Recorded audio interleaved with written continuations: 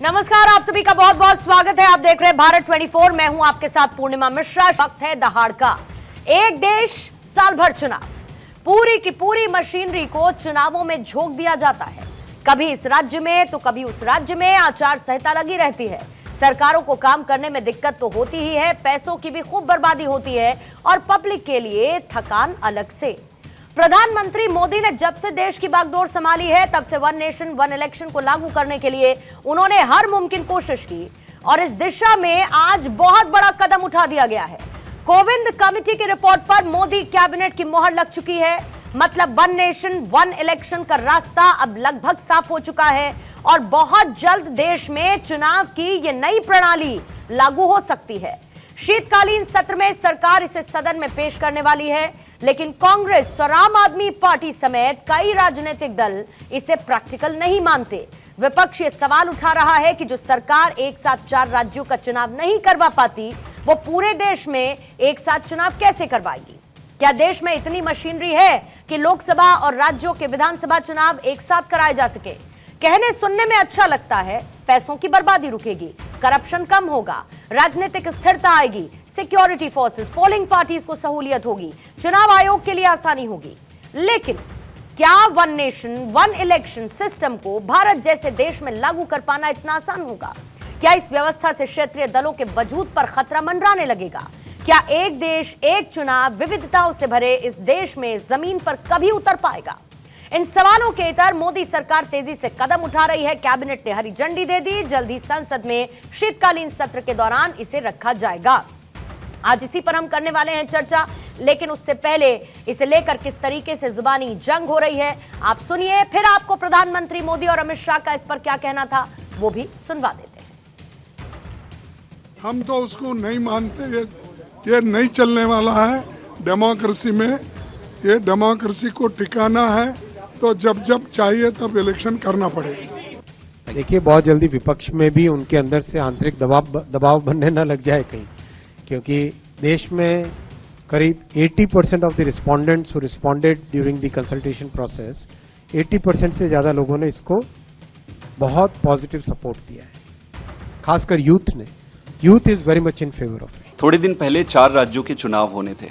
4 राज्यों के चुनाव में इन्होंने सिर्फ 2 राज्यों का चुनाव किया। इन्होंने हरियाणा का और जम्मू एंड कश्मीर का चुनाव कराया, झारखंड और महाराष्ट्र को छोड़ दिया। अगर आप 4 राज्यों के चुनाव नहीं करा पा रहे हो, आप वन नेशन वन इलेक्शन कैसे कराओगे? देश के अंदर लगातार चुनाव होते रहते हैं। एक तो विकास की गति बाधित होती है, दूसरा लोगों के काम नहीं होते और लगातार लोग चुनाव की प्रक्रिया में ही फंसे रहते हैं। जो आदरणीय प्रधानमंत्री जी ने ये पिछले दिनों एक कमेटी बनाई थी, उस कमेटी की रिपोर्ट भी आई, आज कैबिनेट ने उसको मंजूरी दी है।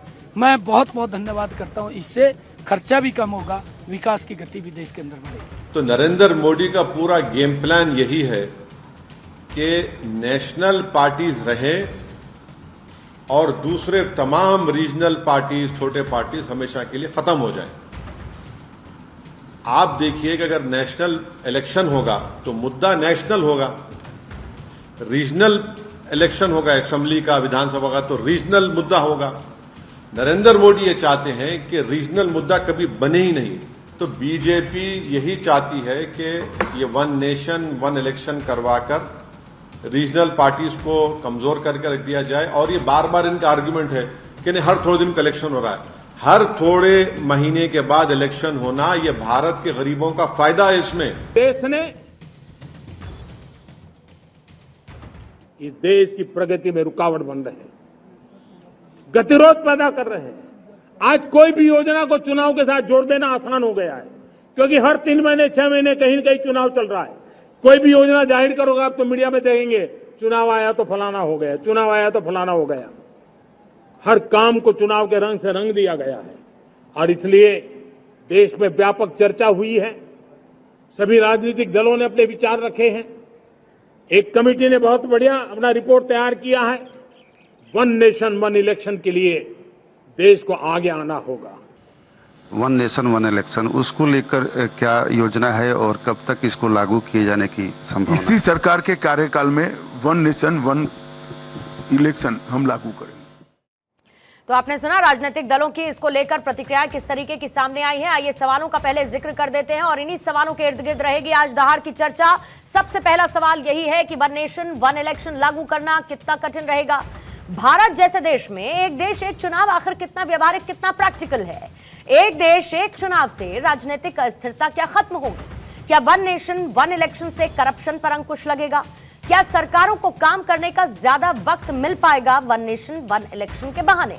मेहमानों का खास पैनल इस वक्त हमारे साथ मौजूद है। बीजेपी के प्रवक्ता धनंजय गिरी इस वक्त हमारे साथ जुड़े हुए हैं। स्टूडियो में मेरे साथ मौजूद है रमनीश वत्स जी, राजनीतिक विश्लेषक के तौर पर। साथ ही मेरे साथ मौजूद है प्रोफेसर भुवन भास्कर जोशी जी, समाजवादी पार्टी के प्रवक्ता स्टूडियो में मौजूद है। इसके साथ सुभ्रांश राय हैं, कांग्रेस के प्रवक्ता हमारे साथ जुड़े हुए हैं। विनीत सिंह जी एलजेपीआर के प्रवक्ता हैं, वो भी हमें ज्वाइन इन कर चुके हैं। और राकेश शुक्ला जी वरिष्ठ पत्रकार के तौर पर इस वक्त हमारे साथ मौजूद है। आप सभी मेहमानों का बहुत बहुत स्वागत करती हूं और शुरुआत सुभ्रांश राय आप ही के साथ करती हूं, क्योंकि आज एक बड़ा फैसला लिया गया है, मोहर लगी है वन नेशन वन इलेक्शन पर, जिसको देश की, जिसको समय की जरूरत अलग अलग आधार पर बताया जा रहा है। सरकार की तरफ से एक बड़ा फैसला, बड़ा कदम उठाया गया। लेकिन विपक्ष की तरफ से जितने ट्वीट्स हैं, हर जगह जो उनकी प्रतिक्रियाएं हैं, उनको सुनकर ऐसा लगता है कि विपक्ष को वन नेशन वन इलेक्शन से बहुत बड़ी समस्या है। मेरा बहुत क्लियर सवाल है सर कि आखिर विपक्ष को एक देश एक चुनाव से समस्या क्या है? पूर्णिमा, 15 अगस्त 2024 का आपने नरेंद्र मोदी जी का लाल किले का भाषण सुनवाया और 16 अगस्त को मुख्य चुनाव आयुक्त राजीव कुमार ने 4 राज्यों की जगह 2 राज्यों का चुनाव अनाउंस किया और ये कहते हुए कि महाराष्ट्र में अभी बारिश हो रही है, हमारे बहुत सारे त्योहार आ रहे हैं, गणेश पूजा होना है, पितृपक्ष आने वाला है, दिवाली है, दशहरा है, संभव नहीं है चुनाव कराना। हिंदुस्तान में हर 100 किलोमीटर के बाद भाषा और भोजन का कल्चर बदल जाता है मैडम। पहली इंपॉर्टेंट बात। दूसरी इंपॉर्टेंट बात, सवाल ये पैदा होता है कि नरेंद्र मोदी जी के वाकई जो वो कहते हैं वो कर भी पाते हैं या सिर्फ सारी बातें उनकी जुमला और हवा हवाई है? क्योंकि उत्तर प्रदेश में आप बैठी, उत्तर प्रदेश में भी 14 सीटों का बाई इलेक्शन होना था। नॉर्मली चुनाव के बाद जो पहला इलेक्शन होता है उसमें बाई इलेक्शन हो जाता है। उन्हें पता है कि हम पूरी तरह से हारने जा रहे हैं, तो उत्तर प्रदेश का भी इलेक्शन अनाउंसमेंट नहीं कर पाए। तीसरी इंपॉर्टेंट बात, वन नेशन वन इलेक्शन पे चर्चा बिल्कुल हम शुरू करते हैं मैडम, अच्छी बात है, चर्चा होनी चाहिए। लेकिन सवाल ये पैदा होता है 15 दिन बाद फिर इलेक्शन कमीशन बैठेगा अपने प्रेस कॉन्फ्रेंस में और 2 राज्यों का वो चुनाव बताएंगे कि इस दिन होना है जी। तो सवाल ये है कि आखिर ये कुर्बानी कौन देगा? नरेंद्र मोदी जी कहते हैं कि आज मैं पार्लियामेंट में बैठा अपनी असेंबली और अपनी लोकसभा को डिसॉल्व करता हूं और अब देश जो है एक चुनाव के साथ आगे बढ़ेगा, तो बात समझ में आती। सवाल यह है कि नरेंद्र मोदी जी ने पिछले 5 सालों में 6 राज्यों में तो चुनाव में विधायक और सांसदों को खरीद कर ही अपनी सत्ता और सरकार को बचा रखा है। तो जिस व्यक्ति का, 1 मिनट पूर्णिमा बात पूरी होने, जिस व्यक्ति का उद्देश्य जो है वो लोकतंत्र को डिस्टर्ब करके अपनी सत्ता को चलाना है, वो कहां से वन नेशन और वन इलेक्शन की बात को इंप्लीमेंट करेगा? एक और दूसरी इंपॉर्टेंट बात, क्योंकि बिल्कुल सत्य बात है कि हमारे यहाँ भौगोलिक परिस्थितियां उत्तर से लेकर दक्षिण और पूरब से लेकर पश्चिम तक अलग अलग रहती है। अगर हम किसी भी मौसम और महीने का जिक्र कर ले मैडम, तो कहीं अगर गर्मी है तो उसी समय कहीं बरसात है, कहीं जाड़ा है तो कहीं कुछ और सीजन चल रहा है। तो सवाल ये पैदा होता है कि एक कहना और दूसरा उसको एग्जीक्यूट करना, दोनों में एक अंतर है। ठीक है, बस इसी के साथ आगे बढ़ते हैं। बहुत बड़ा कहना और एग्जीक्यूट करना, दोनों में बहुत अंतर है। ठीक है धनंजय गिरी जी, जितने भी सुभ्रांश राय ने जो बातें कही उसमें ऐसा लगता है कि उनको ऐसा लगता है कि मोदी सरकार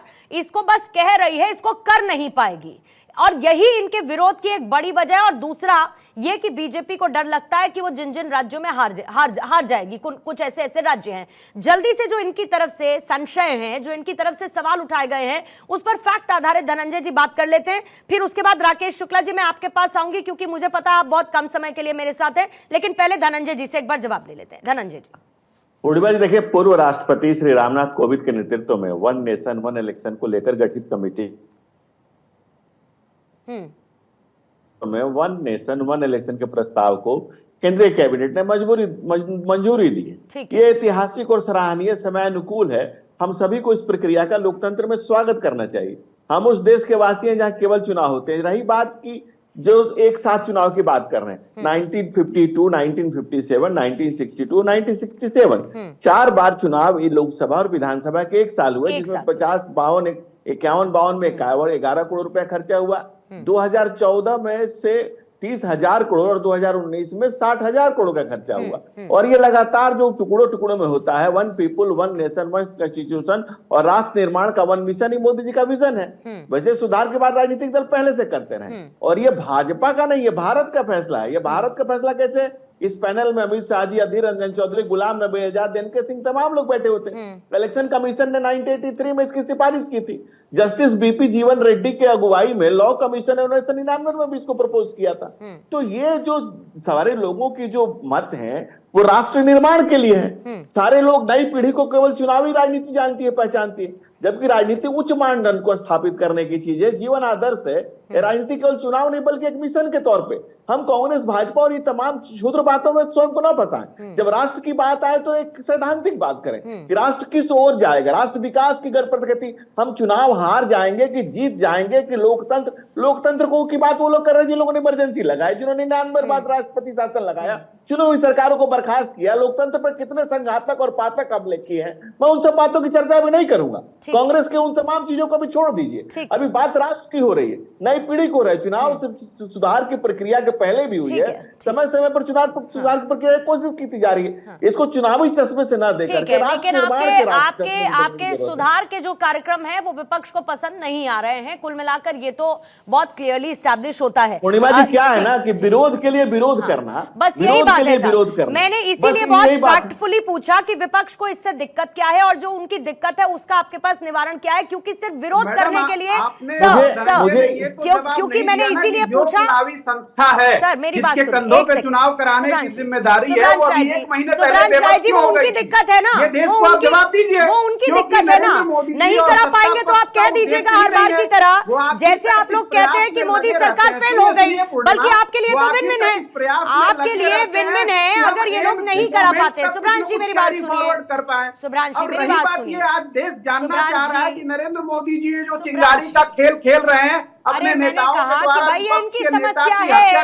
अगर ये कह रहे हैं कि ये नहीं करा पाए, अगर ये नहीं करा पाए अपने कहे के मुताबिक, तो आप कह दीजिएगा कि फेल हो गए, जैसा आप बहुत सारी चीजों में कहते हैं। ठीक है सुब्रांश जी, जरा रुकिएगा। Sir Dhananjay ji 2 second please दीजिएगा, क्योंकि राकेश शुक्ला जी कम समय के लिए, मुझे उनसे प्लीज एक प्रतिक्रिया लेने दीजिए, फिर उसके बाद काउंटर के लिए ओपन करूंगी। राकेश शुक्ला जी, मैं बहुत फैक्टफुली आपसे समझना चाहती हूँ, क्योंकि बहुत कुछ कह रहे हैं कि जो अस्थिरता है वो इससे खत्म होगी, वन नेशन वन इलेक्शन, और इस बात का जिक्र लगातार बीजेपी कर रही थी, चुनावी घोषणा पत्र में भी था, लागू कर दिया। एक बात तो ये एस्टैब्लिश कर दी कि हम जो कहते हैं वो करते हैं। लेकिन विपक्ष का ये सवाल आपको कितना वाजिब नजर आता है कि ये देश जहां की जनसंख्या इतनी बड़ी है, इतने सारे राज्य हैं, भौगोलिक परिस्थितियां अलग अलग हैं, इसके साथ और भी इफ एंड बट और बहुत सारे फैक्टर्स, ये प्रैक्टिकली कितना फीजिबल है, और अभी तक सरकार ने इस पर क्या काम किया है वन नेशन वन इलेक्शन को लेकर फाइनल डिसीजन लेने से पहले? देखिए, वन नेशन वन इलेक्शन को लेकर कोई पहली बार ये पहल नहीं हुई। हाँ। यदि हम बात करें कि भारतीय जनता पार्टी की नेतृत्व वाली सरकार ने पहल किया है, कि इसकी बहुत बेहतर तरीके से पहल हुई थी 1983 में। 1983 से लगातार चलता रहा, और हमें तो ये कहना चाहिए डगमगाते हुए ऊपर नीचे चलता रहा। अब रही बात, जो भारत जैसे लोकतांत्रिक यानी दुनिया के सबसे बड़े लोकतांत्रिक देश में क्या एक साथ चुनाव कराना संभव है? तो संभव है, लेकिन क्या सभी राजनीतिक दलों में सहमति बनाना संभव है? तो मुझे लगता है वो एक मुहावरा है पूर्णिमा जी, कि आप तराजू में मेढक नहीं तोल सकते, इसलिए सहमति बनाना असंभव है। अब उसका रास्ता क्या है? उसका रास्ता ये है कि सब लोग राजनीतिक मानस से दूर हटके और दलगत राजनीति के सोच से अलग हटके यदि सहमत होते हैं तो एक साथ विधानसभा लोकसभा के चुनाव हो सकते हैं और स्थानीय निकाय के चुनाव भी हो सकते हैं। लेकिन यदि आप दलगत राजनीति से अलग नहीं हटते हैं और दबाव की राजनीति बना के चलते हैं, तो दूसरा रास्ता है अनुच्छेद 356 का, यानी राष्ट्रपति राज्य की सरकारों को भंग करे और उसके बाद एक साथ चुनाव, जो बिल्कुल पॉसिबल नहीं लगता। भारत में चुनाव कराने के लिए राज्य सरकारों को भंग करने का कदम उठाया जाएगा, मुझे बिल्कुल नहीं लग रहा। और राज्यों में राज्य सरकारें अपना कार्यकाल कम करके चुनाव में जाएंगी, इसकी संभावना भी नहीं लग रही। तो रास्ता क्या निकाला जाएगा? नहीं, लेकिन ये तो 68 और 69 में पहले हो चुका है ना, विधानसभाओं को भंग किया गया है। जब पहले वन नेशन वन इलेक्शन वाली व्यवस्था थी, जिसका जिक्र भी धनंजय जी भी कर रहे थे, 52 में, 57 में, 62 में, 67 में, उस दौरान भी तो 68 और 69 में कई विधानसभाएं समय से पहले भंग कर दी गई थी। देखिए, विधानसभा भंग करने का यदि आप प्रसंग उठाएंगे तो आप पाएंगे कि आजादी के बाद 2014 से पहले 91 बार कांग्रेस शासनकाल में सरकारों को बर्खास्त किया गया। उसमें सबसे बड़ा रिकॉर्ड तो इंदिरा जी का है, 45 बार उन्होंने सरकारों को, गैर कांग्रेस सरकारों को बर्खास्त किया। तो ये तो राजनीतिक हो जाएगा, मुझ पे आरोप लगने लगेगा, तो मैं इससे बचना चाहता हूँ। मेरा कुल मिलाकर ये कहना है कि सरकार को भंग करने की एक प्रक्रिया रही है और वो संवैधानिक प्रक्रिया के तहत भंग की गई, लेकिन कारण क्या क्या रहे, वो बड़े बड़े अलग अलग कारण हैं, राजनीतिक कारण भी रहे हैं। मेरा सिर्फ ये कहना है कि 2014 से लेकर 24 के बीच में कई बार ऐसी परिस्थितियां आई हैं, जैसे बंगाल को लेकर हर बार राज्यपाल की तरफ से चिट्ठी आई कि आप बंगाल में राष्ट्रपति शासन लगा दीजिए, वहां संवैधानिक व्यवस्था का उल्लंघन हो रहा, कानून व्यवस्था खत्म है, लेकिन नरेंद्र मोदी जी की तरफ से नहीं लगाया गया। दिल्ली में मार्च में केजरीवाल जी गिरफ्तारी के बाद से संवैधानिक संकट उत्पन्न हुआ, सरकार बिल्कुल नहीं थी, एक तरह से देखा जाए तकनीकी तौर पे तो, लेकिन राष्ट्रपति शासन लागू नहीं हुआ। इसलिए जो 2-3 कदम है, इनको देखते हुए मुझे नहीं लगता कि 2029 में एक साथ चुनाव कराए जाने के लिए उठाया जाएगा ये कदम कि भाई आप सरकारों को भंग करो। अब उसमें जो सबसे बड़ा मानस है, मुझे लगता है इस देश में एक नई जो परंपरा स्थापित करने का सभी राजनीतिक दलों का मानस रहा है, उसमें सब दलों को चाहिए कि 2-4 महीने 6 महीने का जो कार्यकाल है उसका त्याग करें और 2029 का जो चुनाव हो उसमें भाजपा, कांग्रेस, क्षेत्रीय दल ये अपना मानस बदले और मानस बदल के वो एक प्लेटफॉर्म पे आए और दुनिया के सामने ये उदाहरण प्रस्तुत करें कि भारत वास्तव में एक बहुत ही उत्सवी तरीके से चुनाव को लेता है। जहां तक रही बात नरेंद्र मोदी जी के लिए जो टिप्पणी की जाती है, तो मुझे लगता है जोखिम लेने में वो माहिर हैं। नोटबंदी को लेकर कहा गया, लेकिन उन्होंने नोटबंदी किया और बिना किसी परिणाम की प्रतीक्षा के। धारा 370 को लेकर भी कहा गया कि वो नहीं हटाया जा सकता, लेकिन उन्होंने हटाया। बिल्कुल, और कहीं ना कहीं प्रधानमंत्री ने अपनी धाक जमाते हुए ये एक बड़ा मैसेज दे दिया कि केंद्र सरकार ने एक बहुत बड़ा काम करके दिखाया है। सर, ये मैसेज लार्जर देन पिक्चर एक उनकी तरफ से इन तमाम फैसलों के आधार पर दिया गया है। ठीक है राकेश शुक्ला जी, अगर आपके पास समय होगा तो मैं चाहूंगी आप रहिए, लेकिन अगर आपके पास समय नहीं है तो मैं आपको धन्यवाद कहती हूं। और क्योंकि बाकी क्षेत्रीय पार्टियां जैसे कि अब समाजवादी पार्टी भी हैं, हालांकि अब धीमे धीमे अपना विस्तार हो रहा है, एलजेपीआर भी है, इनसे भी जरा मैं समझने की कोशिश करती हूँ, फिर उसके बाद रमनीश वत्स जी आपके पास आऊंगी। लेकिन पहले प्रोफेसर भुवन भास्कर जोशी जी आपसे पूछती हूँ, क्योंकि असदुद्दीन ओवैसी ने कहा कि गेम प्लान मोदी का यह है कि जो क्षेत्रीय पार्टियां हैं वो खत्म हो जाएं धीमे धीमे करके, उसको लेकर उन्होंने आरोप लगाया। लेकिन फिर भी एक समाज सुधार की तरफ बड़ा कदम, और ऐसा नहीं है कि मोदी सरकार ये पहली बार करने जा रही हो या मोदी सरकार ही ये पहली बार करने जा रही हो, इससे पहले भी तो वन नेशन वन इलेक्शन की प्रक्रिया रही। और आप और हम खुद याद कर लीजिए सर, लोकसभा चुनावों में जब इतना लंबा चुनाव चला, हम और आप खुद थक गए थे, ये कह रहे थे कि अरे बड़ा लंबा चुनाव है यार, इससे छोटा होता तो कितना बढ़िया होता। ऐसे ही हर बार चुनाव आते जाते हैं मशीनरियों का, उसमें ये तो सरकार का प्रेरोगेटिव है कि वो कैसे वन नेशन वन इलेक्शन करवाती है। और अगर आपको दिक्कत है तो बाद में आप कह दीजिएगा कि आप फेल हो गए, आप नहीं करवा पाए। पूर्णिमा जी, जो समाजवादी पार्टी का स्टैंड है, हम लोग वन नेशन वन इलेक्शन का विरोध करते हैं और इसका मुख्य कारण यह है कि ये जो स्कीम है ये है वन नेशन वन डोनेशन, और ये चाहते हैं कि एक चुनाव में ही अपने औद्योगिक मित्रों से धन ले लें और बड़े स्तर पर भ्रष्टाचार कर सके, क्योंकि ये पूर्व में भी इन्होंने करा है। क्योंकि इनकी जो चंदा खोरी की जो आदत है भारतीय जनता पार्टी की, वो किसी से छुपी नहीं है। आपने देखा होगा इलेक्ट्रॉन बॉन्ड के बहाने माननीय प्रधानमंत्री जी एक ऐसी योजना लाए थे जिसमें कि जो दान देने वाले व्यक्ति है उसका नाम ना लिखा जाए। एक ऐसी योजनाएं पहले भी ला चुके हैं और ये चाहते हैं कि क्षेत्रीय जो पार्टियां हैं उनका अस्तित्व ही खतरे में आ जाए। ये इस तरह की इनकी एक रणनीति है और केंद्र और भाजपा सिर्फ देश को गुमराह करना चाहते हैं। इनका प्रयास है कि लोकतंत्र को खत्म किया जा सके और ये पलटी मारेगी। ये जो टाइम चल रहा है ना इनका, पलटी मारने का चल रहा है। लिटरल एंट्री पे पलटी मारी है इन्होंने। अभी नेम डिस्प्ले पे भी आपने देखा होगा, बुलडोजर पे भी सुप्रीम कोर्ट ने क्या कहा वो आपने सुन लिया होगा, देश में आ चुकी है बात। तो ये पलटी मारने का सीजन चल रहा है, ये निश्चित तौर पे इस पे भी पलटी मानेंगे और ये संविधान के जो प्रावधान हैं उनको बदलना चाहते हैं, जो इनकी असली नीति और नीयत है। और अभी अभी देश ने ये भी देखा है कि 4 राज्यों के चुनाव में कैसे इनके सांसें फूल गई थी। जब 4 राज्यों में स्थिति है, ये तो देश इतना बड़ा है। और हम लोग समाजवादी पार्टी का स्टैंड बिल्कुल साफ है, हम लोग 1 नेशन 1 इलेक्शन के बिल्कुल खिलाफ। ठीक है, 20 सेकंड में अगर धनंजय जी काउंटर रखना चाह रहे हैं तो रखिएगा, फिर उसके बाद विनीत जी और अमनीश जी आपके पास आती हूँ। धनंजय जी, देखिए, समाजवादी हुए एक बहुत बड़े अडम गोडवी, जिन्होंने समाजवादी पार्टी से दुखी होकर के कहा कि पक्के समाजवादी हैं, तस्कर हो या डकैत। कितना असर है खादी के उजले लिबास, काउंटर जोड़ दिए। और समाजवाद के सबसे बड़े पुरोधा, इन्होंने समाजवाद के सबसे बड़े पुरोधा जो इंडस्ट्रीज की बात ही कर रहे थे, अनिल अंबानी को अपने यहाँ से राज्यसभा भेजा था। दूसरी बात तो आरक्षण और संविधान की बात कर रहे हैं। SC ST के रिजर्वेशन के खिलाफ एकमात्र देश में एक बार हुआ है कि सपा की सरकार थी तो इन्होंने उसको फाड़ा, संसारे पार्लियामेंट के अलावा उत्तर प्रदेश में जब इनकी सरकार थी, जो पदों पर प्रोन्नति पा गए थे उनको रोल बैक किया, उनको पीछे किया गया। ये लोग संविधान बचाने की बात कर रहे हैं, लोकतंत्र की। अरे लोक लज्जा अपना स्थापित नहीं कर पाते हैं। आपकी पार्टी को बहन मायावती दलित मुख्यमंत्री ने कंप्लेन किया, केस किया कि समाजवादी गुंडे, मैं उनके FIR की बात कर रहा हूं, कि समाजवादी गुंडों ने मेरी अस्मत और मेरी हत्या का प्रयास किया।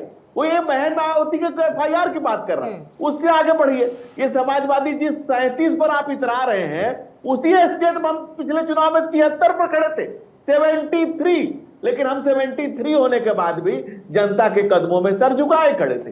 और कांग्रेस कह रही है कि भाई चुनाव सुधार, भाई 2 चुनाव आयुक्त यहाँ से आने के बाद आपके राज्यसभा भेज दिए। एक आपको एक जज को वहां से आने के बाद आपने राज्यसभा भेज दिया, 91 बार आपने राष्ट्रपति शासन लगाया। कितनी सरकारों को आपने भंग किया और कितने बार लोग। इसका जवाब मैं लूंगी, इसका जवाब मैं लूंगी। जोशी जी नहीं रुकिएगा, पहले बाकी 2 मेहमान भी हैं, आप ले लीजिए मैडम। इनको भारतीय जनता पार्टी का मंच छोड़िए मैडम। भारतीय जनता पार्टी के प्रवक्ता साथी ने समाजवादी पार्टी को क्या कर रहे हैं मैडम? ये पूर्णिमा जी क्या कर रहे हैं जोशी जी? इस तरह से नहीं कर पाएगा। भारतीय जनता पार्टी को जब तक जवाब नहीं देंगे तब तक हमें चैन नहीं आता है। ये भारतीय जनता पार्टी बात करेगी, ये भारतीय जनता पार्टी जिसका राष्ट्रीय अध्यक्ष बंगारू लक्ष्मण ऑन कैमरा रिश्वत लेते हुए देश को शर्मसार कर देता है। चंडीगढ़ में किस प्रकार लोकतंत्र की हत्या करते हैं। कोई नहीं Dhananjay ji, please don't escalate, don't escalate. ये भारतीय जनता पार्टी रुकिएगा धनंजय, पूरे देश को शर्मसार करके भ्रष्टाचार की मूर्ति है धनंजय गिरी और इनकी पार्टी। ओके भुवन जोशी जी, ठीक है, प्लीज कूल डाउन। सही नस दब गई। ठीक है धनंजय जी, कोई बात नहीं, इसको एस्केलेट मत करिए। एक सेकेंड धनंजय जोशी जी, मैंने आपसे ये कहा कि आपको मैं काउंटर रखने का मौका दूंगी। 2 मेहमान हैं जिनके पास अभी तक नहीं गई हूं, लेकिन आप बहुत इसमें हाइपर हो गए। ठीक है, कोई नहीं, अरे मना नहीं किया ना आपको, मना नहीं किया ना आपको। आपने ये कह दिया कि ये बीजेपी का मंच है क्या? अरे जोशी जी, चिल्लाने का कोई मतलब नहीं है ना, फिर मैं भी अपनी आवाज तेज करूं। आप यहाँ पर बैठकर कह रहे हैं बीजेपी का मंच है, मैं कह रही हूं आपको मौका दूंगी। 2 मेहमान आपको दिख नहीं रहे जिनसे एक भी प्रतिक्रिया नहीं ली अभी तक। आप सब जानते हो इस तरीके की बात करते हैं सब, और आपसे एक्सपेक्टेड नहीं है, मत करिए प्लीज जोशी जी। विनीत जी आपसे प्रतिक्रिया लेते हो, फिर रमनीश जी आपके पास आऊंगी, फिर हेडलाइंस के लिए मुझे जाना होगा। विनीत जी, एक देश एक चुनाव से राजनीतिक अस्थिरता खत्म होगी, लेकिन इसके साथ साथ यह भी कहा जा रहा है कि इससे बीजेपी कहीं ना कहीं अपना फायदा ढूंढ रही है। हालांकि फैक्ट्स कुछ और कहते हैं। अगर 6 महीने के अंदर चुनाव दोबारा से होते हैं तो ऐसे में एक ही पार्टी को वोट मिलने का परसेंटेज कम होता है। ज्यादा होता है तो फिर भी चांसेस ज्यादा होते हैं। यह कहा जा रहा है लॉन्ग टर्म फायदा जो है एक पार्टी को होगा, लेकिन इसके बाद फायदा विपक्षी पार्टी को भी हो सकता है। इन सब इतर पितर में नहीं जाते हुए मैं सीधे पूछ रही हूं कि क्या यह जरूरत नहीं है कि आज हम ये देखें कि हम व्यवस्था में प्रोग्रेसिव कैसे हो, हम 1 नेशन 1 इलेक्शन की तरफ बढ़े, आर्थिक बोझ कम हो, समय बचे, वोटर्स के लिहाज से ये काम करना, वोट देना, अपने मताधिकार का इस्तेमाल करना ज्यादा आसानी से हो सके। पूर्णिमा जी, आप सभी को नमस्कार, गुड इवनिंग। आशा मेरी आवाज आ रही होगी। और आपने अपने वक्तव्य में बिल्कुल बैंग ऑन कह दिया कि भारत के जो सीमित संसाधन है, सिक्योरिटी फोर्सेज है, 45 से 60 दिन का जो आचार संहिता लगता है उसमें काम बिल्कुल रुक जाता है। देश का जो प्रगति है और रुक जाता है, आपने बिल्कुल समझा दिया। पर विपक्ष को क्या कहें? देखिए, इस पैनल पे बैठे हुए सारे प्रवक्ता भाई के हेल्थ के बारे में चिंता होनी चाहिए। ज्यादा बोलने से बीपी बढ़ता है। पहले पूरी बात सुन लीजिए। अखिलेश यादव जी खनन के केस में उनको बुलाया गया था कोर्ट में, उनको सीबीआई ईडी भी बुलाती रहती है। दिवंगत नेता के बारे में बात कर लें तो खैर ये सब बात की बात है, लेकिन मैं वन नेशन वन इलेक्शन पे स्टिक रहूंगा। और जानती है पूर्णिमा जी परेशानी क्यों है? 20 से 22 राज्य में बीजेपी और एनडीए की सरकार है। अगर किसी को त्याग देना होगा तो सबसे बड़ा त्याग हमें देना होगा, पर हम तैयार हैं। हम तो चाहते हैं कि जो संविधान में पहला प्रारूप था, जो कि 4 बार चुनाव हुए थे और 67 में इंदिरा गांधी जी ने अपने स्वार्थ हेतु 15 महीना पहले इसको भंग कर दिया था, हम फिर से वही तो वापस लाना चाहते हैं। आपको एक और आंकड़ा दे दूं, 2024 के चुनाव में मालूम है कितना खर्च हुआ है? 1.35 लाख करोड़। बिहार के इलेक्शन में 625 करोड़। अगर आप इसको जोड़े पूर्णिमा जी 28 राज्यों 28 यूनियन टेरिटोरी का, तो यकीन मानिए बहुत से कल्याणकारी योजनाएं जो है धरातल पे उतर सकती हैं। लेकिन विपक्ष को पेट में दर्द क्यों होता है? क्योंकि इनके पास मुद्दा नहीं है, ये काम नहीं करते हैं। जैसे ही चुनाव आता है राज्यों का तो लोक लुभावने वादे करते हैं, इसीलिए परेशानी है इनको। नहीं, लेकिन I agree and disagree at the same time, क्योंकि आप जिस बात का विनीत जी जिक्र कर रहे हैं, then it applies to all the parties. फिर तो क्योंकि चुनाव आता है तो एक तरीके की उनकी जवाबदेही भी रहती है ना। रमनीश जी जरा इस पे जल्दी से आपका टेक, फिर मुझे 10 सेकंड मुझे दे दीजिए। अच्छा ले लीजिए, 10 सेकंड। पूर्णिमा जी हमने कब कहा? हमने तो कहा ना कि 20 से 21 राज्यों में एनडीए की सरकार है, हम त्याग करने को रेडी है। और हर बार ऐसा, और सबसे बड़ा अद्भुत बात है पूर्णिमा जी ना, कि कोई भी राजनीतिक दल यहाँ के प्रबुद्ध जनता को बेवकूफ समझने की कोशिश नहीं कर रहे। उनको मालूम है कि लोकसभा में किसको वोट देना है, विधानसभा में किसको वोट देना है। ठीक है, जल्दी से रमनीश जी 1 से 1.5 मिनट दे पाऊंगी, फिर हेडलाइंस लिए मुझे जाना है। जल्दी से मैं ये समझना चाहती हूँ, क्योंकि अभी की स्थिति में ऐसा है कि लोकसभा चुनाव जब जीतने की बात होती है तो एक डर होता है, एक जवाबदेही होती है। ऐसे में 5 साल में अगर एक बार वोटिंग होगी तो कहीं वो जवाबदेही भी तो कम हो जाएगी, ऐसा नहीं है क्या? मुझे लगता है जितने भी राजनीतिक सियासतदान हैं, मुझे लगता है दलगत पार्टियों को खास करके राष्ट्र के हित में यदि कोई भी फैसला किसी भी तरीके से, चाहे केंद्र सरकार की तरफ से लिया जाता है, चाहे विपक्ष खुद वो ले ले, यदि देश के हित में लेता है, तो मुझे लगता है उसका सबों को स्वागत करना चाहिए। और आज one nation one election, Shyama Prasad Mukherjee ने एक विधान एक निशान की बात करी, और मोदी जी जो है उससे आगे बढ़ के जब एक विधान एक निशान एक संविधान है तो एक चुनाव भी होना चाहिए। और जैसा कि पहले भी हो चुका है, 1952 की बात करें, चाहे 57 की बात करें, 62 की बात करें, 67 की बात करें, तो इसके पहले भी कांग्रेस ने करवा चुकी है। हालांकि फिर उसके बाद कांग्रेस, अभी सुभाष राय जी को मैं सुन रहा था, बहुत तरह की बातें उन्होंने लोकतंत्र की भी बात की, संविधान के हनन की भी बात करी। तो ये बात तो हम सबको पता है कि यदि ASR बोमई यदि 1994 सुप्रीम कोर्ट का यदि उन्होंने फैसला नहीं दिया होता, उन्होंने सुनवाई नहीं की होती, तो मुझे लगता है ये सिलसिला चलता रहता। और 90 बार जो खुद कांग्रेस पार्टी ने 1960 से लेकर 90 के बीच में विधानसभाएं भंग की, वो संविधान का हनन है, लोकतंत्र की हत्या तो है ही ना। खास करके इंदिरा गांधी जी के सरकार में सबसे ज्यादा उस समय हुआ। और देखिए, जब बात होती है, जब वन नेशन वन इलेक्शन की बात होगी, तो उस आप देखिए कि ये बात सच है कि 28 राज्य हैं, 8 केंद्र शासित प्रदेश हैं, हर 3 राज्य 6 महीने 3 महीने 6 महीने में हर साल चुनाव ही होता रहेगा। तो उसमें धन संपदा कितना ज्यादा खर्च होता है? मुश्किल भी है। 10 सेकेंड और 10 सेकेंड। धन संपदा 70% से ज्यादा खर्च होते हैं उसमें। उसके बाद रिसोर्सेज को देखिए, ब्यूरोक्रेट्स जो विकास में लगाए जाते हैं, जो हमारे ब्यूरोक्रेट्स वो सिर्फ चुनाव में ही लगे रहते हैं। तो ये चीजें में कहीं ना कहीं रुकावट हो सकता है। ये देश हित में फैसला, मुझे लगता है इसका स्वागत करना चाहिए। 191 दिन की रिसर्च का यह नतीजा, कोविंद पैनल की रिपोर्ट तैयार होती है।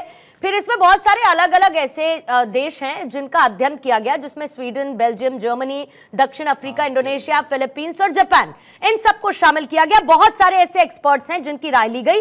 18,626 पन्नों की रिपोर्ट तैयार की गई। मैंने आपको ये क्यों बताया? क्योंकि इस रिपोर्ट के आने के बाद अब जो रेशो है समर्थन और विरोध का, वो 30 और 15 का है। आपकी जो समस्या है, आप 15 के दायरे में गिरते हैं, तो आपको लगता है कि उन 30 जो दल है वो नासमझ है, उनको ये समझ में नहीं आ रहा कि क्या दिक्कत हो सकती है, क्या नहीं हो सकती है।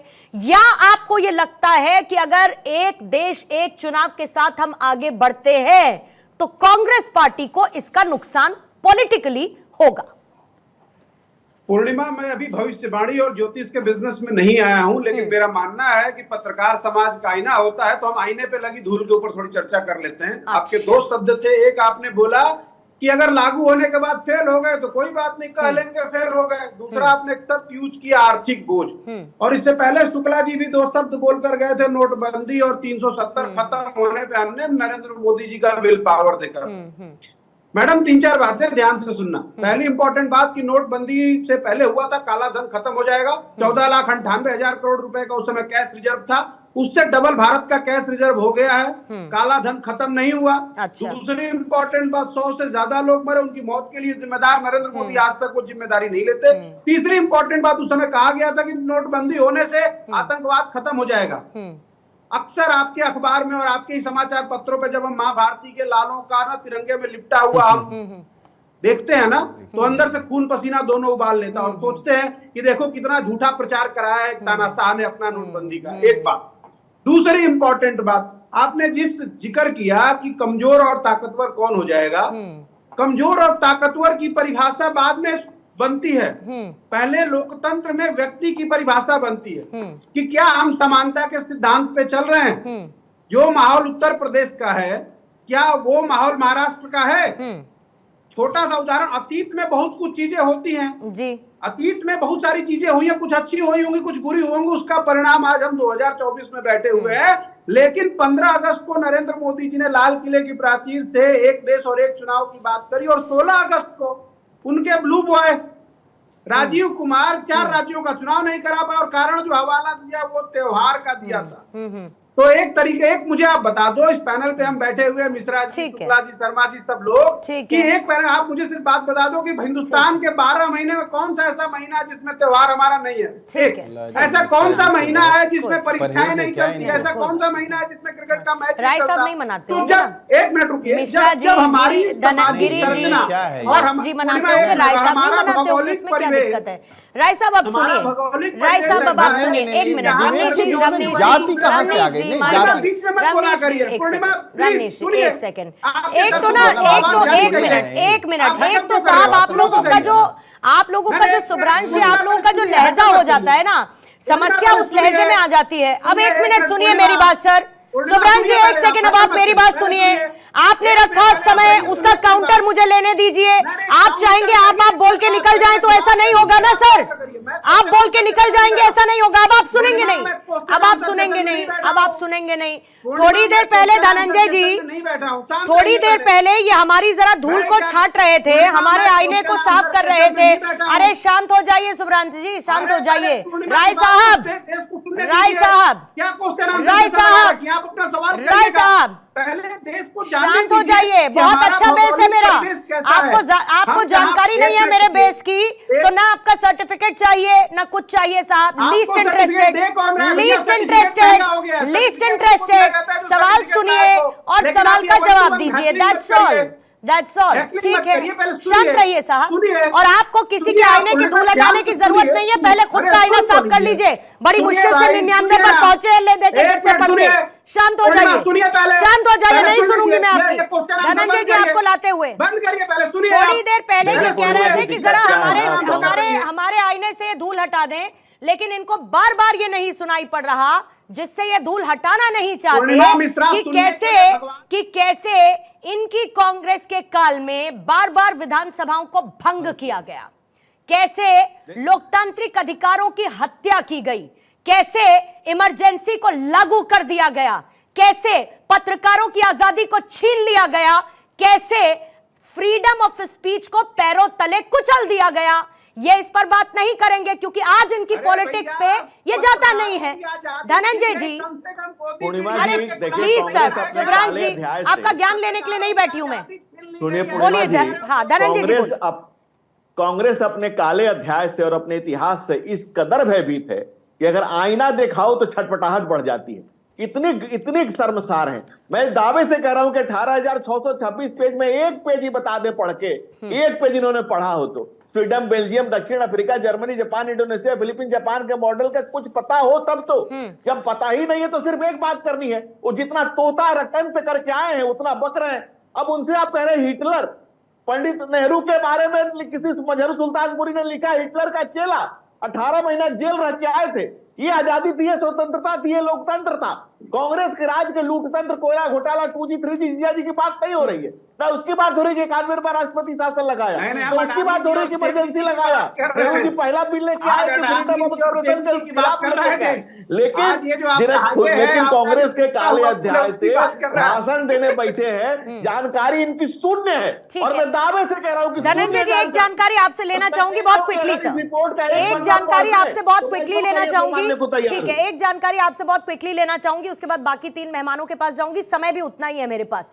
धनंजय जी ये बताइए कि 2 तरीके हैं इसको लेकर, आपने ऐलान मोहर कर दी, मोहर लगा दी, बहुत अच्छी बात है, लेकिन संसद कानून बना सकती है, ये आपका एक तरीका है। दूसरा, आपको 2/3 राज्यों की रजामंदी की जरूरत होगी, ये आप जानते हैं कि जो नॉन बीजेपी की सरकारें हैं जहां पर वो आपको रजामंदी नहीं देंगी, तो कैसे करेंगे इसको आप?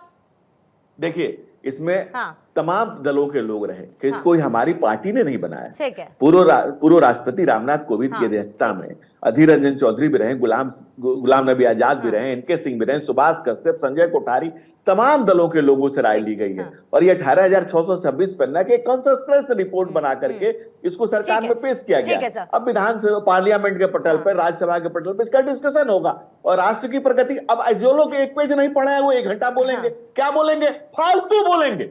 मैं दावे से कह रहा हूं एक शब्द अगर रामविलास पासवान पार्टी के प्रवक्ता साथी को सुन पा रहा था आपके चैनल के माध्यम से, निश्चित तौर पे उनके अलायंस में उनको उनकी बात का समर्थन करना चाहिए, लेकिन मुझे याद आता है कि जो सबसे एक बड़े चिंतक, दलित चिंतक के रूप में, अपने नेता के रूप में पूरा देश जिनका सम्मान करता है, आदरणीय रामविलास पासवान जी, उनके किस प्रकार सामान को बाहर फेंकने का काम करा और इनके जो नेता हैं चिराग पासवान जी, वो बार बार गुहार करते रहे कि इसमें मेरी पिताजी की यादें, और किस प्रकार तिरस्कार किया गया। तिरस्कार उनका अखिलेश यादव ने क्या किया था? मैं 1 मिनट से मैडम, अखिलेश यादव ने मैं आप मेरे साथ सब मैं सिर्फ इतना कह रही हूँ आपसे, मैं सिर्फ इतना कह रही हूँ कि जब आप दूसरे पर पत्थर फेंकते हैं तो देखिए कहीं कुछ आपके ऊपर ना पड़ जाए। मैं इसको इधर उधर नहीं घुमा रही, नहीं, 1 सेकंड विनीत जी, मैं आप कोई दिक्कत नहीं है, लेकिन आप जिस मुद्दे पर चर्चा करने के लिए बैठे हैं, आप जाएंगे चिराग पासवान ने क्या किया रामविलास पासवान के साथ, तो मैं बताऊंगी कि मुलायम सिंह चिराग पासवान ने नहीं किया, भारतीय जनता पार्टी के लोगों ने करा। कि फिर अखिलेश यादव ने क्या किया? अखिलेश यादव ने क्या किया? अखिलेश यादव ने क्या किया? फैक्ट चेंज कर देंगे क्या? आप क्या जो घटित हुआ उसको बदल देंगे? आप चले जाएंगे, आप इतिहास बदल देंगे, आप इतिहास बदल देंगे, आप इतिहास बदल देंगे क्या? जो घटित हुआ उसको बदल देंगे क्या? घर की 4 दीवारों के बीच में हुआ क्या? सबके सामने हुआ ना? अगर बताइए, ये चैनल बोलने से ये बताइए, अरे भुवन जोशी हमें क्यों बुलाते हैं आप यहाँ? अच्छा ठीक है, अगर आपको मिट्टी लगती है समाजवादी, ठीक है, 20 सेकंड बोल लीजिए, समाजवादी पार्टी का बड़ा निकाल लीजिए, निकलनी चाहिए, बताइए, आप बताइए ना। ठीक है, हो गया। अब आप सुनिए, समाजवादी पार्टी अखिलेश के खिलाफ भारत 24 है या पूर्णिमा मिश्रा है, ये प्रोपेगेंडा यहां पर चलाना बंद करिए, क्योंकि इसकी जरूरत नहीं है, ना इसके लिए आपको आमंत्रित किया गया है। एक विषय पर चर्चा के लिए आमंत्रित किया गया है, उस पर बात करिए। किसके परिवार में क्या हुआ, किसने किसको उठाकर फेंक दिया, किसने हाथ जोड़े, फिर जब दूसरों के पन्ने पलटेंगे, खुद के भी पलटेंगे, फिर आपको तकलीफ होगी और मिर्ची आपको लगेगी, मुझको नहीं लगेगी। फिर आपको मिर्ची, और बहुत तगड़ी वाली मिर्ची लगेगी, बहुत तगड़ी वाली मिर्ची लगेगी, बहुत तगड़ी वाली मिर्ची लगेगी, बहुत तगड़ी वाली मिर्ची लगेगी। कोई बात नहीं, बोलते रहिए, बोलते रहिए, बोलते रहिए सर, बोलते रहिए, इन सबसे कोई फर्क नहीं पड़ता, बोलते रहिए, बोलते रहिए, बोलते रहिए, इससे कोई फर्क नहीं पड़ता।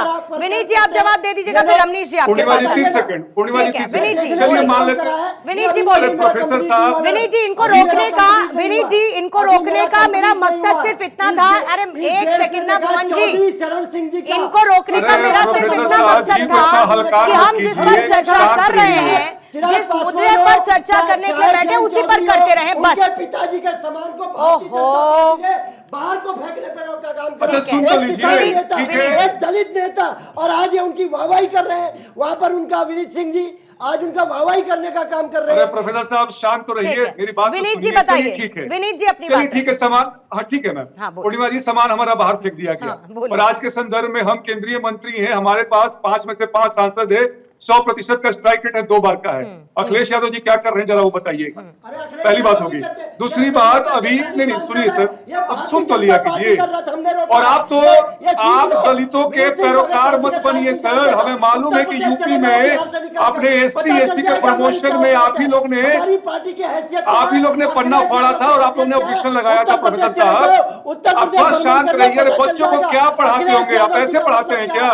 बच्चे को लग रहा है कि मारा पीटी कर लीजिएगा, वहां पे जाके गुंडागर्दी करते हैं, आप यहाँ भी गुंडागर्दी कर रहे हैं। दूसरे की भी बात सुनिए, समझिए और इतना अपना रखिए अपना टॉलरेंस जोन कि आप दूसरे की बात सुन सके। पूर्णिमा जी ऐसे कैसे होगा भाई? रमनीश जी के लिए 30 सेकंड का टाइमर। रमनीश जी बोलिए। रमनीश जी बोलिए। देखिए पूर्णिमा जी, 1983 में खुद चुनाव आयोग ने इस बात को माना था कि देश में एक ही समय चुनाव होना चाहिए। मुझे लगता है देश के हित में है। और इस पे मुझे लगता है राहुल गांधी की मंडली को देखें, तेजस्वी यादव, अखिलेश यादव हो, जितने भी तमाम आज इंडिया अलायंस के जितने भी सहयोगी पार्टी हैं, मुझे लगता है उनको भी साथ देना चाहिए। यदि आप देश के हित में नहीं है तो आप किसी भी तरह का फैसला लेने के लिए आप बिल्कुल स्वतंत्र हैं। लेकिन आज देखिए अभी राहुल गांधी के प्रवक्ता जो ये कांग्रेस पार्टी प्रवक्ता थे वो भाग गए, लेकिन उनको ये बात जरूर देखना चाहिए कि आज टेररिज्म जो है कश्मीर में, यदि बर्फ का गोला अभी प्रियंका गांधी खेलने के लिए गई थी, यदि होता आतंकवाद तो वहां पे वो ना तो वो तिरंगा यात्रा निकाल पाते, ना तो तिरंगा यात्रा निकाल पाते, ना तो बर्फ का गोला प्रियंका गांधी खेल पाती। ठीक है, धनंजय जी से शुरू करते हैं। धनंजय जी 30 सेकंड प्लीज सर।